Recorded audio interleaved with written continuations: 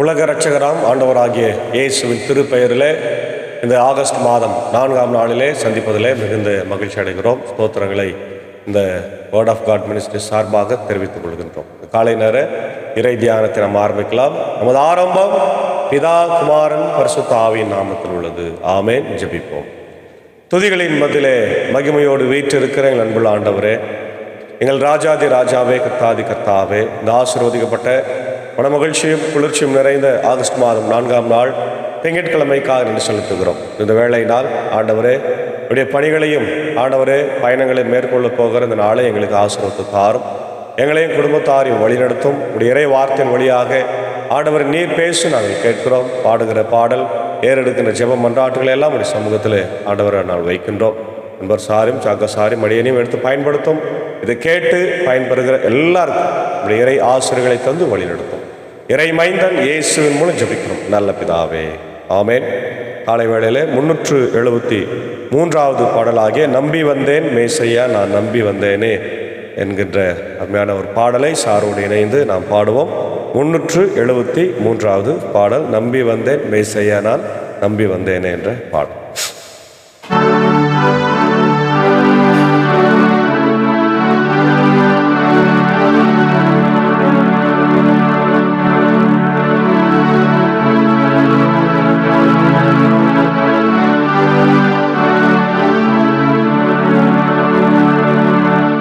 நம்பி வந்தேன் மேசையா நான் நம்பி வந்தேனே,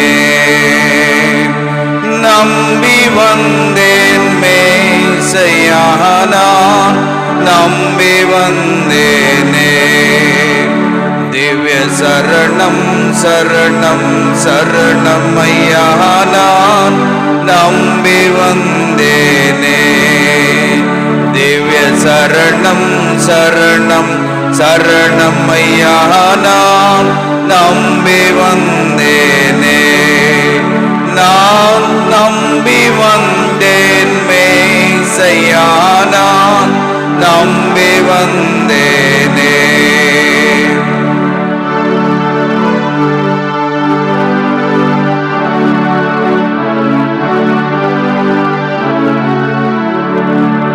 தம்பீரான் ஒருவனே, தம்பீரான் ஒருவனே, தம்பமே தருவனே, வருதவிது குமர குரு பரமனுவேலே நம்பி வந்தேனே. வருதவிது குமர குரு பரமனுவேலே நம்பி வந்தேனே. நான் நம்பி வந்தேன் மேசையா நான் நம்பி வந்தேனே.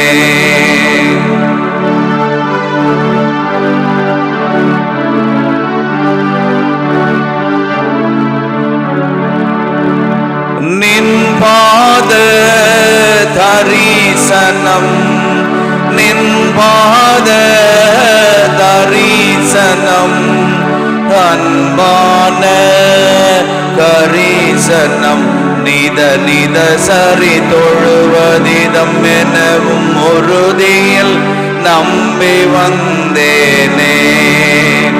நித நித சரி தொழுவதிதம் எனவும் உறுதியில் நம்பி வந்தேனே. நான் நம்பி வந்தேன் மேசையா நான் நம்பி வந்தேனே.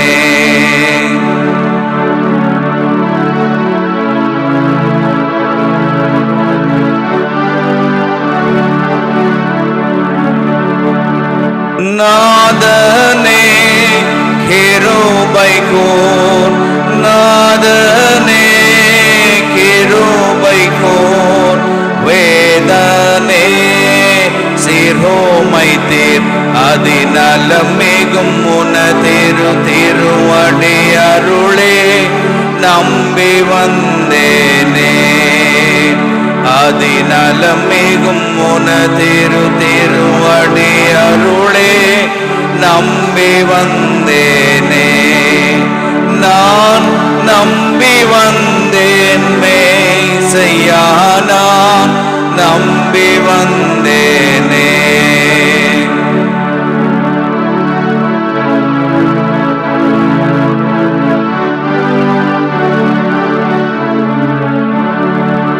பாவியில் பாவியே பாவியில் பாவியே கோவியில் கோவியே கனபறிவுடன் அருள் புரிய கலவிடாதே நம்பி வந்தேனே. கனபறிவுடன் அருள் புரிய கலவிடாதே நம்பி வந்தேனே. நான் நம்பி வந்தேன் மேய்சையா நான் நம்பி வந்தேனே.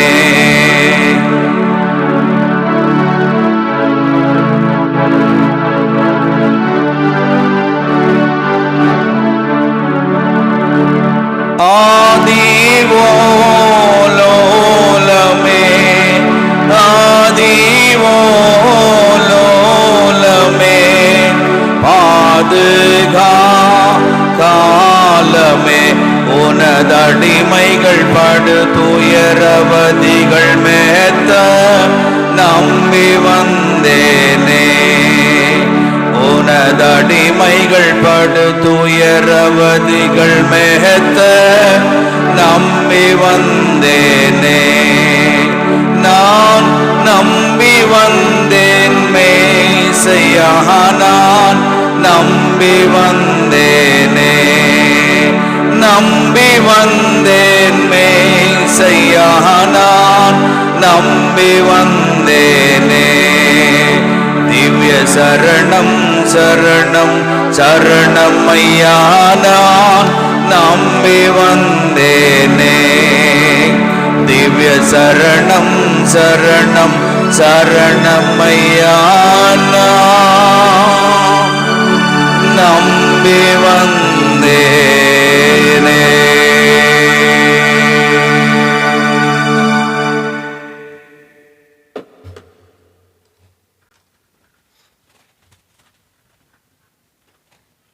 இயேசு கிறிஸ்துவுக்குள் மிகவும் அதிகமாய் நேசிக்கப்படுகின்ற அருமையான உடன் விசுவாசங்களே, மீண்டுமாக the word of God ministry சார்பாக உங்களை அன்போடு வாழ்த்தி வரவேற்கிறோம். இந்த நாளிலும் நாம் தியானிக்கும்படியாய் தெரிந்து கொண்ட கடவுளுடைய வார்த்தை அது சங்கீதங்களின் புத்தகம் 33வது பாடல். சங்கீதம் 33. இது ஒரு புகழ்ச்சி பாடல் என்று நாம் பார்க்கிறோம். புகழ்ச்சி பாடல். இதனுடைய பின்னணியை நாம் பார்க்கும்போது இது ஒரு நல்ல விசுவாசத்தை கடவுள் மேலே வைக்கின்ற நம்பிக்கையை வெளிப்படுத்துகிற ஒரு பாடலாக நம்ம பார்க்கின்றோம். அதே வேளையில் இதனுடைய ஆசிரியர் காலம் யாருன்னு பார்த்தோம்னு சொன்னால், பொதுவாக இதை தாவீது எழுதியிருக்கலாம் என்ற ஒரு சிந்தனை இருக்கிறது. பிற்காலத்தில் எழுந்த சிந்தனை என்னவென்றால், யாராவது ஒருவர் பிற்காலத்தில் எழுந்த ஒரு பாடல் ஆசிரியர் அல்லது சங்கீதக்காரர்கள் யாருன்னா ஒருத்தர் எழுதியிருக்கலான்னு சொல்லப்படுகிறது. என்னுடைய கரெக்டான டேட் நமக்கு தெரியாது. ஆனால் 10ஆம் நூற்றாண்டுலேருந்து 6ஆம் நூற்றாண்டு வரையில் ராஜாக்கள் ஆட்சி செய்த இஸ்ரவேலை ஆட்சி செய்த போது எழுதப்பட்டதாய் நம்ம பார்க்கிறோம். இதனுடைய இலக்கிய இந்த ஸ்டைல், லிட்ரரி ஸ்டைல் அப்படி சொல்லப்படுகிற இலக்கிய நடையை பார்க்கும்போது இது ஒரு துதி பாடலாக இருக்கிறது. Hymn of praise. கடவுளுடைய படைப்பு, அவருடைய ஆளுமை, அவருடைய உண்மைத்தன்மையை வெளிப்படுத்துகின்றதாய் இருக்கிறது. God's celebrating God's creation, sovereignty and faithfulness. அதே போல ஞானத்தின் சிந்தனைகளையும் இது நம்ம காண்பிக்கிறது. The psalm contains wisdom themes emphasizing the importance of trusting in God's word and plans. கடவுளுடைய வார்த்தையையும் கடவுளுடைய திட்டங்களையும் நமக்கு வெளிப்படுத்துகின்றதாய் இருக்கிறது. என்னுடைய ஹிஸ்டாரிக்கல் கான்டெக்ஸ்ட், வரலாற்று பின்னணியை பார்க்கும்போது இஸ்ரேல் கடவுளோடு கொண்டிருக்கிற உறவை நம்ம பார்க்கிறோம். சங்கீதக்காரன் இந்த சங்கீதத்தை கடவுளோடு கொண்ட ஒரு நல்ல உறவின் போது எழுதியிருக்கலாம் என்று நம்ம பார்க்கிறோம். Psalm have may been written during a time when Israel was reflecting on its relationship with God, celebrating his power and faithfulness. கடவுளுடைய வல்லமையையும் கடவுளுடைய உண்மைத்தன்மையையும் கொண்டாடுகின்ற ஒரு அழகான சூழ்நிலையில் எழுதப்பட்டதாய் நம்ம பார்க்கிறோம். அதே நேரத்தில் டெம்பிள் வர்ஷிப், ஆலய தொழுகையில் இது பாடப்பட்டிருக்கலாம். கடவுளுடைய ஆளுமை, படைப்பின் ஆற்றல், அதே போல ஆலயத்தில் இது பாடப்பட்டிருக்கலாம். இதனுடைய இறையில் சிந்தனைகளை பார்க்கும்போது கடவுளுடைய ஆளுமை, the psalm emphasizes God's sovereignty over creation and human affairs. கடவுளுடைய ஆளுமையையும் கடவுளுடைய படைப்பையும் மனித மக்கள் மீது கொண்டிருக்கின்ற அந்த அன்பையும் நம்ம பார்க்கிறோம். ட்ரஸ்ட் இன் காட், கடவுள் மேலே வைக்கிற விசுவாசம். The psalm encourages trust in God's word and plans, highlighting his faithfulness and reliability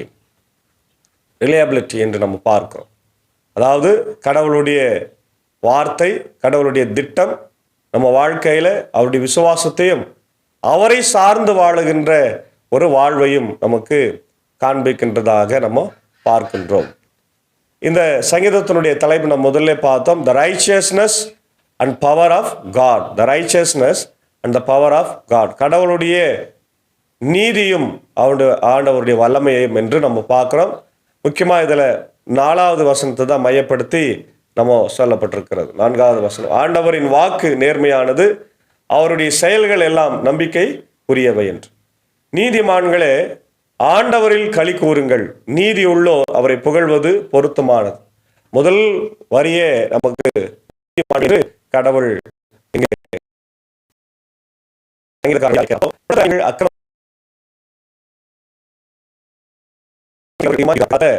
எதுக்கு எடுத்தான் அநியாயம் தான், அக்கிரமம் தான், அராஜகம், கொலை, கொள்ளை எல்லாம் செய்கிறவர்கள் இருக்கிறார்கள். அப்போ ஆண்டவர் நீதிமன்றங்களை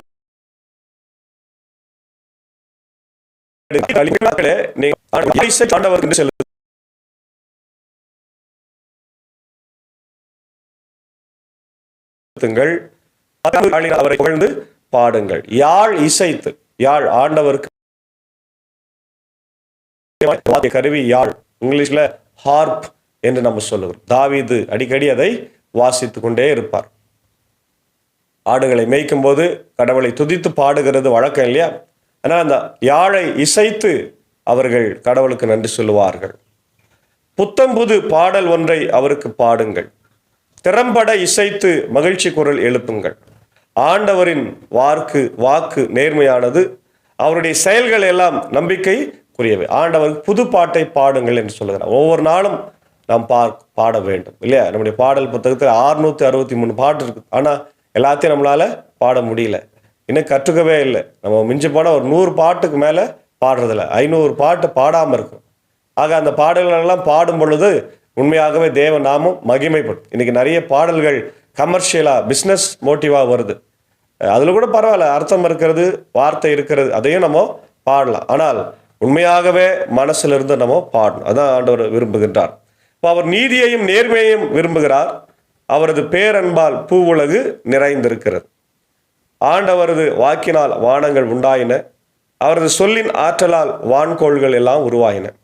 அவர் கடல் நீரை குவியலை போல் சேர்த்து வைத்தார், அந்நீரை ஆழ் நிலவரைகளில் சேமித்து வைத்தார். அனைத்துலகம் ஆண்டவருக்கு அஞ்சுவதாக, உலகில் வாழ்வோர் அனைவரும் அவருக்கு அஞ்சி நடுங்குவராக. அவர் சொல்லில் உலகம் உண்டானது, அவர் கட்டளையிட அது நிலை பெற்றது. ஆண்டவருடைய படைப்பின் ஆசீர்வாதத்தை சங்கீதக்காரன் இந்த பகுதியில் சொல்லணும். ஆண்டவருடைய வார்த்தையினால தான் எல்லாமே உருவாச்சு இல்லையா? ஆண்டவர் எல்லாவற்றையும் வார்த்தையினாலே படைத்து நல்லது என்று கண்டார். மனுக்குலத்தை மட்டும், மனிதனை மட்டும் படைத்து அவன் தனியாக இருப்பது நல்லதல்ல என்று சொல்லி ஏற்ற வேலை துணையை கொடுக்கறத நம்ம பார்க்குறோம். தொடர்ந்து வேற்றினத்தாரின் திட்டங்களை எல்லாம் ஆண்டவர் முறியடிக்கின்றார். மக்கள் இனத்தாரின் எண்ணங்களை குலைத்து விடுகின்றார். ஆண்டவரின் எண்ணங்களோ என்றென்றும் நிலைத்து நிற்கும். அவரது உள்ளத்தின் திட்டங்கள் தலைமுறையாய் நீடித்திருக்கும் இல்லையா? ஆண்டவர் மனித திட்டங்களெல்லாம் முறியடிக்கிறார். இன்னைக்கு நிறைய மனித திட்டங்கள் தான் கடவுளுக்கு விரோதமான காரியங்களை செய்து வருகிறது. அதை ஆண்டவர் முறியடித்துட்டு இன்னைக்கு நான் உனக்கு ஒரு திட்டம் தரப்பா, அந்த திட்டத்தின்படி என்ன பண்ணு, நீ செயல்படு, அப்போ உனக்கு ஆசீர்வாதமா இருக்கும் அப்படின்னு ஆண்டவர் சொல்றாரு இல்லையா. ஆண்டவரை தன் கடவுளாக கொண்ட இனம் பேறு பெற்றது. அவர் தமது உரிமை சொத்தாக தேர்ந்தெடுத்த மக்கள் பேறு பெற்றோர். யாரெல்லாம் கடவுளை வணங்குகிறார்களோ அவர்கள் எல்லாம் பேறு பெற்றோர் என்று நம்ம பார்க்கிறோம். வானத்திலிருந்து ஆண்டவர் பார்க்கின்றார், மானிடர் அனைவரையும் காண்கின்றார். தாம் வீற்றிருக்கிருந்து உலகமெங்கும் வாழ்வோரை கூறுகிறார்.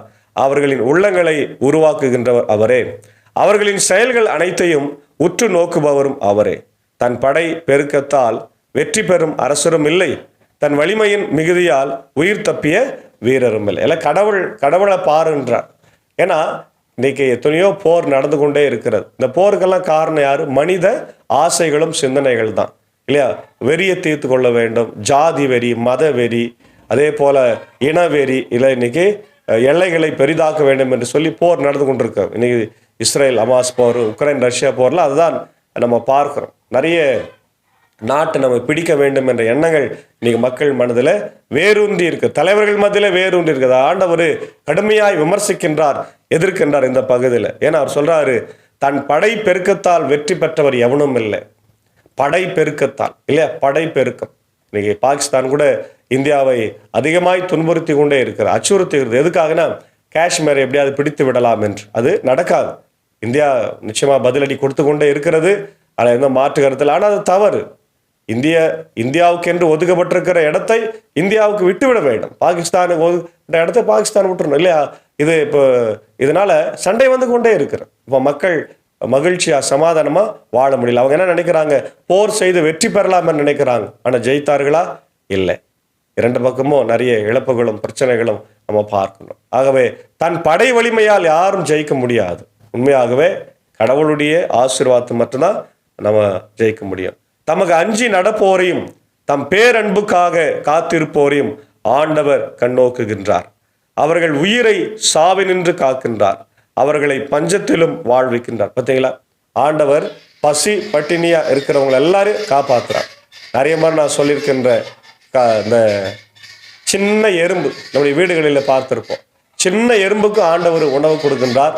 பெரிய திமிங்கலம் கடல்ல வாழுகின்றது, அந்த திமிங்கலத்துக்கு ஆண்டவர் உணவு கொடுக்கிறார். அப்போ ஆண்டவர் நினைத்தால் எல்லாருக்கும் உணவு கொடுக்கிறார். ஆண்டவர் சொல்றாரு மத்தேயு 5 அதிகாரத்துல நீங்க பாருங்க, மலை பிரசங்கத்தில் 5, 6, 7 அதிகாரத்துல சொல்றாரு இல்லையா, காகத்தை பாருங்க, பறவைகளை பாருங்க, அது விதைக்கிறதும் இல்லை, அறுக்கிறதும் இல்லை, களஞ்சியத்துல சேர்ப்பதும் இல்லை, அவர்களை பிழைப்பூட்டுகிற பரமபிதா உங்களை பிழைப்பூட்ட மாட்டாரா?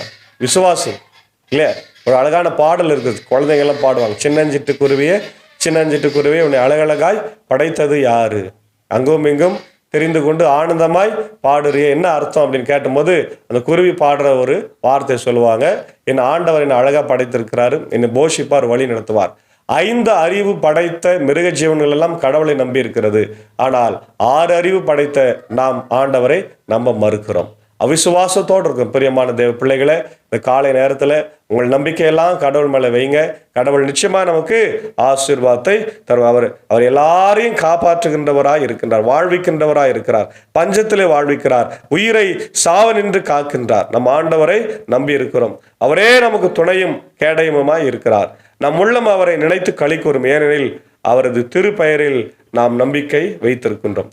உண்மையே நாங்கள் நம்பி இருப்பதால் முத பேரன்பு எங்கள் மீது இருப்பதாக இல்லையா.